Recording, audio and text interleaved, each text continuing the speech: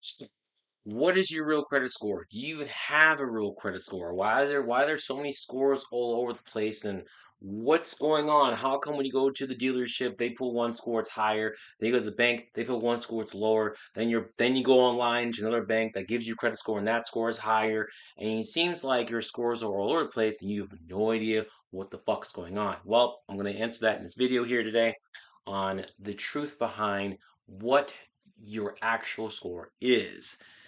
So here's how this works. I'm gonna go right to the answer. You ready for this? You do not have one true credit score. So you're probably like even more confused. Why is that?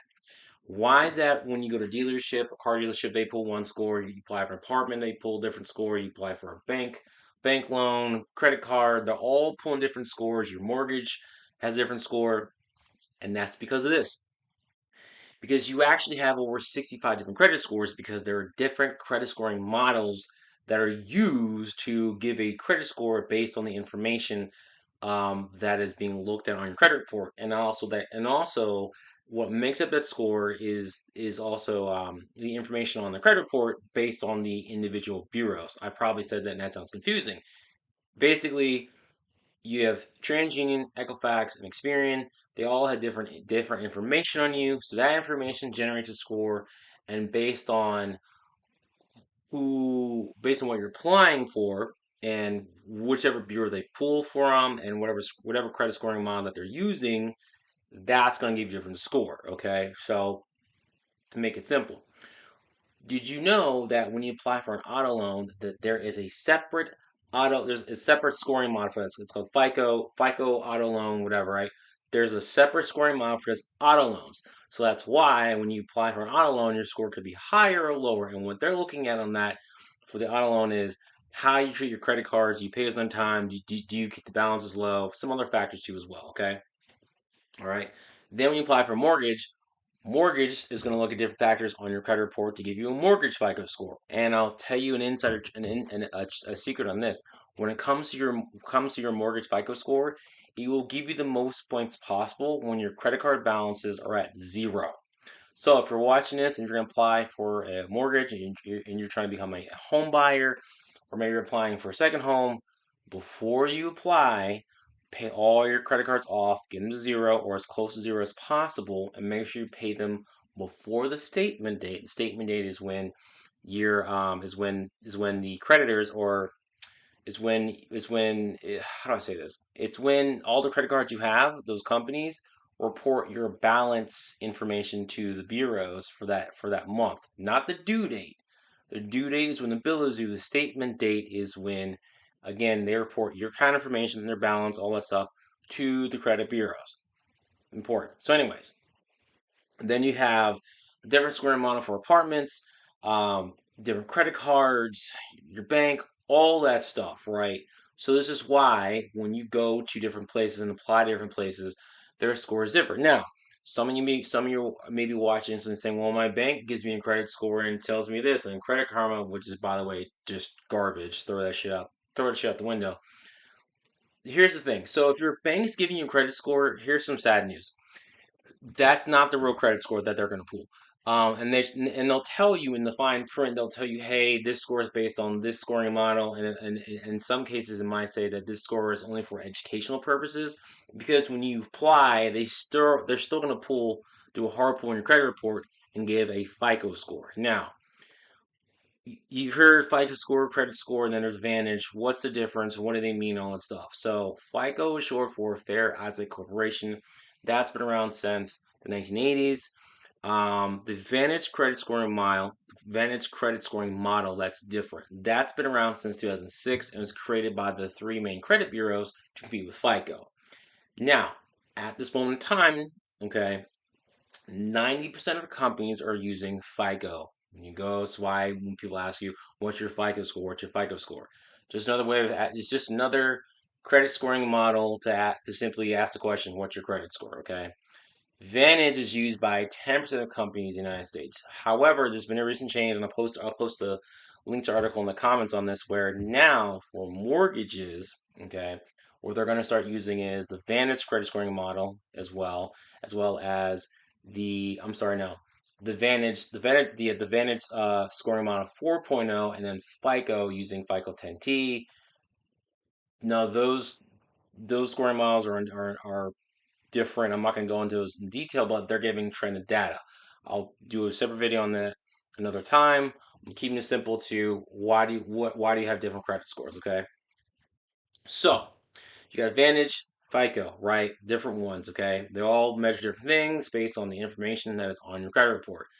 Currently at this moment in time, then to further confuse you, under FICO and Vantage, there's different updates that come out. And these updates come out, I want to say, every like 5, 7 years, something like that. However, when these new scoring models come out, one, they're not free. It costs the companies money to update. Two, there's no law that says that they have to update. So you have different companies on different scoring models, again, giving you different score. Currently, at this moment in time, FICO has FICO 2, 4, 5, 8, 9, and 10, and Vantage has 2, 3, and 4.0 at this moment in time. As time goes on, we'll see new ones come out as they gather data and things like that. So, to sum us all up, this is why you have different credit scores. I can tell you this, at the end of the day, what matters is that you are focusing on the information that's on your credit reports that are with Experian, TransUnion, and Equifax. Why? Because that information that's on there is going to give a score regardless of what scoring model is. If the information on your credit reports is clean, it's nothing derogatory, erroneous, or false, or fraudulent, you're okay. Oh, also, as long as you're keeping the balances on your credit cards, you know, way below 30%, actually under 10%, you have no missed payments, little to no hard inquiries, you're good to go. When you do not have when your credit score is little, like let's say you're in the 500s, and I would say up until about the mid 600s, yeah, like one place will show you your score much higher, one may show you much lower. um it does change to where once you're in the high 700s, you won't see much of a change variation. It'll be slight, but until you're there, expect to see one place may have you at this and with that. One thing you can do, there's two things you can do. If you want to know what score they're in a pool, okay, ask them this. There's two things you can ask. One, you ask, hey, which credit bureaus or bureau do you pull from? Number one, why do you want to ask that? That's important because especially if you're working on your credit, you may have one bureau that doesn't have the most favorable information, and that bureau must need the most work. And then if you go to a place and they pull that bureau, well, you're gonna be like, well, they will either decline me or give me a higher interest rate or whatever the case may be. Okay. Or if you're good to go, okay, or you may need, or you can ask as oh my goodness, you can ask it up ahead of time, and then look at, okay, well, if they pull these two bureaus, I can work on optimizing those two. So this way, when my credit's pulled, I like more favorable. So you can always ask ahead of time to know what they're going to look at. This way, you're not hoping and praying or thinking you're good to go, and then finding out you're not. Okay. Two, the second thing you can ask is which FICO scoring model do they use? Now, the person you ask may not know the answer to this question. That's fine, it's okay. However, you still want to ask it because then they can ask someone else. This way, you're going to know which bureaus they pull from, and then two, which FICO scoring model or credit scoring model that they're using. This way, you can see how you stack up again before you apply. This will give you a much better, not a guaranteed answer, but a much better indication of where you stand and your chances of getting approved. I can't guarantee anything. No one can. I'm not a lender, but you put you in a much better spot to be prepared for what could happen versus thinking one thing. And that way, and this way, here's the other benefit too. This way, if you know the bureaus that they pull from, and what scoring model, and you know you're not good to go, that this gives you an opportunity to go to then work on your credit, get it cleaned up, then come back and apply, and then also again, if it's been like 6 months to a year, ask again just to be sure that they're still all the same ones. You're in a much better place. You prepare. You've taken the time and opportunity to make exchange. Trust me, The vast majority of people will not do this.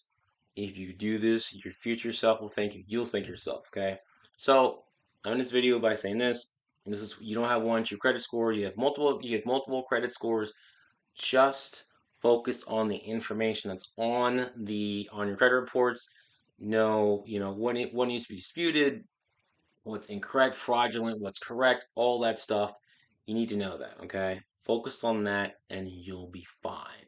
With that, let me know what your thoughts are. Comment below. Let me know what questions you have about this. And if you'd like to book a call to get further help with this, do so.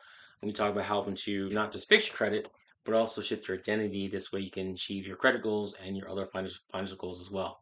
Take care. My income doubled. I manifested the home of my dreams. I created my husband by design. I was able to retire at the age of 31. I went from 5K on my bank account to 8 million. It's called Your Wish is Your Command, how to manifest your desires.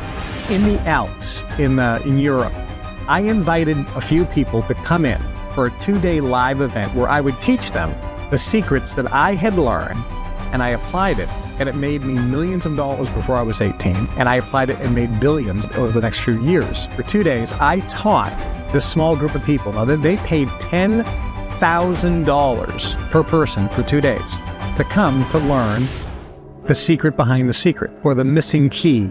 This program virtually teaches people what Albert Einstein and Thomas Edison discovered. And they discovered, and people in the secret societies knew, that the brain is actually a transmitter and receiver of frequency. What the training is, it trains the brain how to transmit the right frequency. So if you want a new car, if you want a better job, if you want to make more money, if you want to be happier, if you want to lose weight, if you want better health, if you want to be lucky, if you want to have a different home, if you want a better relationship with your kids, or you want a lover in your life, whatever you want in your life, if you look at your life and say, there are things in my life I don't like, I want to change them. What is it that you'd change it to? So once you establish that, what this training does, your wish is now your command. I teach you how to command your wish and turn it into reality. I bought a Porsche. I manifested a Rolex. My life is better. I am totally unrecognizable to who I was 4 years ago. You've been asking for something, it's presented itself to you, but now it's up to you to take action and utilize it.